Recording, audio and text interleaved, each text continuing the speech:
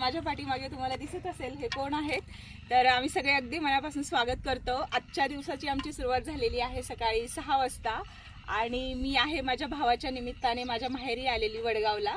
आणि इथे आल्यानंतर हे आमचा जो ग्रुप आहे हे माझे सगळे मामा काका मंडळी आहेत, आजी मावशी हे सगळे आहेत माझे काकी वगैरे। तर ह्यांनी एक उपक्रम इथे करतात गेले काही वर्षांपासून, ते रोज सकाळी चालायला येतात। तर ह्याविषयी पूर्ण डिटेल माहिती तुम्हाला हे मामा आणि आमच्या आजी देतीलच। तर मी आधी ह्यांच्याकडे देते आणि ते थोडं इंट्रोडक्शन देतील सगळ्यांविषयी। नमस्कार। सगळ्यात आधी तर आम्हाला सगळ्यांचं कौतुक वाटतं, आमची नेक्स्ट जनरेशन आधीची जनरेशन आहे आणि आम्हाला हे आरोग्य धनसंपदा कशी आहे ते सांगायचा प्रयत्न करतात वॉकिंगच्या माध्यमातून। तर आपण काय करूयात, आधी सगळ्यांशी थोडं बोलूयात आणि मग आपण जाता निवांत गप्पा मारत, मला वाटतं म्हणजे सगळ्यांना वेळ पुरेल। तर मी पहिल्यांदा आमच्या तोत्रे आजी आहेत तर त्यांच्याकडे 1-2 मिनिटं त्या बोलतील, मग आमच्या ह्या गावातले म्हणजे माझ्या सासूरवाडीच्या गावातले हे माजी सरपंच आहेत, राजकारणातला प्रदीर्घ अनुभव आणि आता हे सगळे एकत्र मिळून वॉक करतात। तर त्यांच्याशी पण आपण थोडं बोलूयात। त्या काकांचं नाव कैलास गायकवाड आहे। तर आपण इथून आजींकडे घेऊयात। आता शौर्य इकडे जवळ असा आजींच्या पाशी आहे। आम्ही 4 वर्षापासनं सगळे सिनियर सिटीजन्स जवळजवळ आहेत।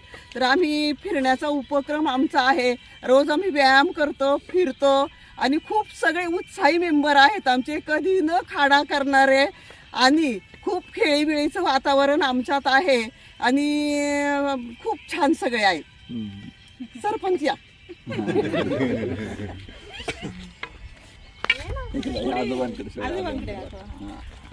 आपल्या वडगाव पाटोळे या प्रसन्नमय अशा वातावरणामध्ये आमचा ह्या ठिकाणी किनारा ग्रुप रोज फिरण्यासाठी गेल्या 4-5 वर्ष या ठिकाणी फिरण्यासाठी 5:30 ते 7:30पर्यंत आम्ही येतो। अतिशय चांगलं या ठिकाणी वातावरण आणि आम्ही सगळे विचारांनी या ठिकाणी येतो, कारण त्यापासून फारच व्यायामाचा जो आम्ही व्यायाम करतो फार त्याचा सगळ्यांना उपयोग झालेला आहे। आणि मला वाटतं नानी आपले तोत्रे नानी स्नेहनाथ तोत्रे हे गेल्या 30-35 वर्ष आमच्या अगोदर व्यायाम करतात आणि नंतर आम्ही ग्रुप जॉईन झाला। त्याला कारण थोडंसं मी सांगतो माझं वैयक्तिक, की 3-4 वर्षापूर्वी मला जरा ब्लॉकेजचा तुम्हाला बोललो होतो, ब्लॉकेजचा जरा मला थोडासा प्रॉब्लेम झाला होता, परंतु मी कसल्याही प्रकारचं ऑपरेशन न करता निगडी माधवबाग या ठिकाणी मी गेलो आणि त्या ठिकाणी मी ट्रीटमेंट त्यांची घेतली आणि डॉक्टर गुमुस्ते मॅडम होते, मला त्यांनी सांगितलं की हा आजार काहीच नसतो, फक्त थोडं रक्त कुठंतरी तुमचं कमी पडतं हृदयाचं, त्याच्यामुळे ती ताकद तुमची कमी होते। शांताराम पाटोळे, रामदास पाटोळे, अनेक बबनराव थोरात आमचे सगळे कार्यकर्ते माझ्याबरोबर आले होते।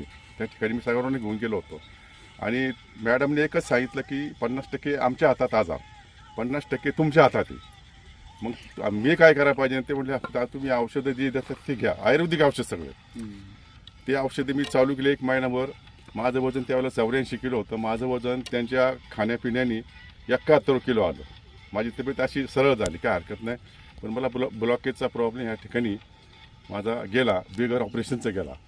ज्या ठिकाणी मला 10-15 लाख लागले असते तर माझ्या अंदाजाने जाणं येणंच करून किंवा त्यांचं किट वगैरे खाण्याचं डॉक्टर थोडे उपचार 1-1.25 लाख माझे गेले, काय हरकत नाही। त्यामुळं मी त्यांचं ऐकल्यामुळं वॉकिंगचं आमचं चालू केलं।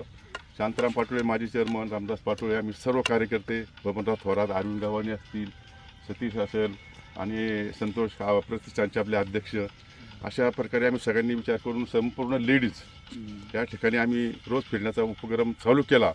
आणि ठीक आहे, काहींना कामं असतात, दशकरी असतात, कुठं कार्यक्रम असल्यावर खाडा केला तर आम्ही काय कोणाला बोलत नाही, ज्याची तिच्या पद्धतीने मला वाटलं एखाद्याची विश्रांती घ्यायची आम्ही घेतो।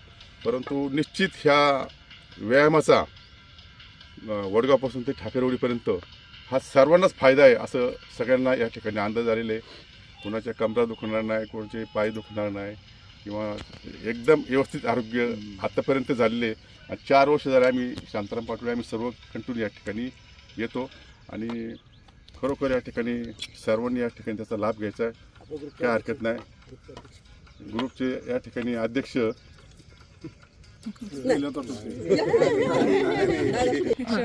आपल्या गावचे एक प्रगतशील शेतकरी आणि अतिशय सगळ्यांना माहिती कष्ट करतात रात्रंदिवस शेतीमध्ये असे राजाराम शेठ या ठिकाणी तोत्रे, त्यांचे जावई विशाल कदम आणि जाधव आणि त्यांची मुलगी दीपाली जाधव मुलगा सुद्धा या ठिकाणी आपल्या सर्वांचा व्हिडिओ काढतो. या ठिकाणी आमच्या ग्रुपमध्ये किनाळा ग्रुपमध्ये तुम्ही सहभागी झाल्याबद्दल तुमच्या या ठिकाणी मनापासून स्वागत करतो आणि आभार मानतो. या ठिकाणी थांबतो. धन्यवाद. रामकृष्ण हरी. शौर्य लुकेट का? मी शांताराम पाटोळे. तसं पाहिलं तर माझा एक पायी थोडा अपंग आहे मी, पण आमच्या मिसेसला संधिवाताचा त्रास. तर जेव्हापासून चालायला लागलो आम्ही 4 वर्षापासून, तर तिचं एक तर जॉईंट रिप्लेसमेंट पण झालेलं आहे संधिवातामुळं. पण चालायला लागल्यापासून तिची तब्येत अगदी सुस्थितीत आहे. म्हणजे आता गेल्या महिन्यात तर डॉक्टरने तिची औषधं पण बंद केली. म्हणजे ह्या चालण्याचा इतका फायदा होतोय. आणि आमचा ग्रुप असा आहे, सगळेच जण येतात, इथं व्यायाम करतात. खेळीमेळीच्या वातावरणाने कुणी नाही आलं त्याला फोन करून बोलून घेतात. एखादं मागं राहिलं त्यासाठी थांबायचं आणि सगळ्यांनी नित्यनेमाने यायचं, म्हणजेच यायचं. त्याचा सगळ्यांनाच फायदा होतो. रामकृष्ण हरी. मी रामदास पाटोळे, वडगाव पाटोळे हा किनाळा ग्रुपचा एक मेंबर असून आम्ही सातत्याने एका व्यक्तीच्या आग्रहाखातर इथं आलो, पण आम्हाला त्याचे भरपूर असे फायदे झालेले आहेत. ती व्यक्ती म्हणजे कैलासराव गायकवाड. सातत्याने बबनरावांनी आम्हाला या ठिकाणी ते पुश करायचे. फिरण्याचे फायदे भरपूर आहेत तुम्हाला, म्हणून आम्ही या ठिकाणी त्यांच्या आग्रहाखातर जास्तीत जास्त सकाळी आम्ही 5:30ला घरातून बाहेर पडतो आणि 7:30 वाजेपर्यंत परत घरी जातो. घरी गेल्यानंतर बाकीचे काय असले ॲक्टिव्हिटीज होतात, पण इथे जे आल्यानंतर ॲक्टिव्हिटीज होतात. सगळ्यात महत्त्वाचं म्हणजे किनाळा ग्रुपच्या अध्यक्षा, आमच्या मार्गदर्शिका सन्माननीय नानी उर्फ स्नेहलता तोत्रे, ह्या सुंदर असं या ठिकाणी मॉर्निंग वॉक वगैरे घेतात आणि त्याचा फायदा शरीराला 100% होतो. त्या ठिकाणी ह्या ग्रुपचे आम्ही सर्व मेंबर बाकीच्या ॲक्टिव्हिटीज पण करत असतो. कोणता वाढदिवस असेल किंवा या ठिकाणी आमचे ग्रामविकास प्रशासनाचे अध्यक्ष संतोष डवळेत, त्यांनी एक उपक्रम यावेळेस चालू करण्याचे ठरवलेले. ते असे की आपण या पावसाळ्यामध्ये काही झाडी लावायची. झाडी वाचवा, झाडी जागवा, झाडे लावायचा उपक्रम आम्ही या ठिकाणी हाती घेणार आहोत. तदनंतर या ठिकाणी वाढदिवस तर साजरे करतोच आहे. नंतर या ठिकाणी ह्या ॲक्टिव्हिटीजमध्ये आम्ही आत्ताच 15 दिवसापूर्वी एक अध्यक्षांच्या सूचनेनुसार आणि सगळ्या ग्रुपच्या सूचनेनुसार आम्ही फिरण्याचासुद्धा सज्जन गट हा उपक्रम केलेला आहे. आणि वर्षातून 2दा फिरायचा हा आमचा आता गड केला असेल किंवा प्रेक्षणीय स्थळे असतील त्या ठिकाणी जाण्याचा उपक्रम आहे. आणि आरोग्याच्या बाबतीतसुद्धा खूप काळजी हा घेणारा ग्रुप आहे. आणि आमचा हा एक परिवार, आमचा परिवार नसून हे आमचं कुटुंब आहे असं आम्ही या ठिकाणी समजतो. धन्यवाद. एक मिनिट. रामकृष्ण हरी. आज आपण सकाळी या ठिकाणी जमलेलो आहोत आणि आमच्या भगिनी दीपालीताई या आपल्या गावच्या प्रगतशील शेतकरी श्री राजाराम तोत्रे यांच्या कन्या आणि आमच्या भगिनी दीपालीताई या ठिकाणी ऑस्ट्रेलियावरून खास आपल्या सर्वांच्या भेटीला आलेले आहेत. आणि त्यांच्या समवेत आपले जाधव पाहुणे हे बी या ठिकाणी आलेले आहेत.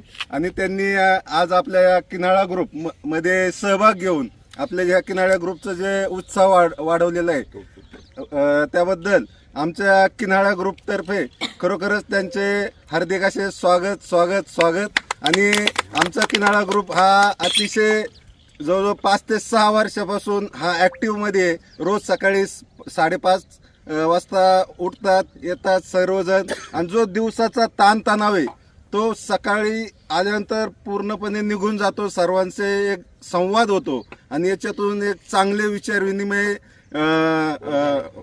लाभतात आणि पूर्ण दिवस याच्यातून आम्हाला एकदम उत्साहामध्ये जातो.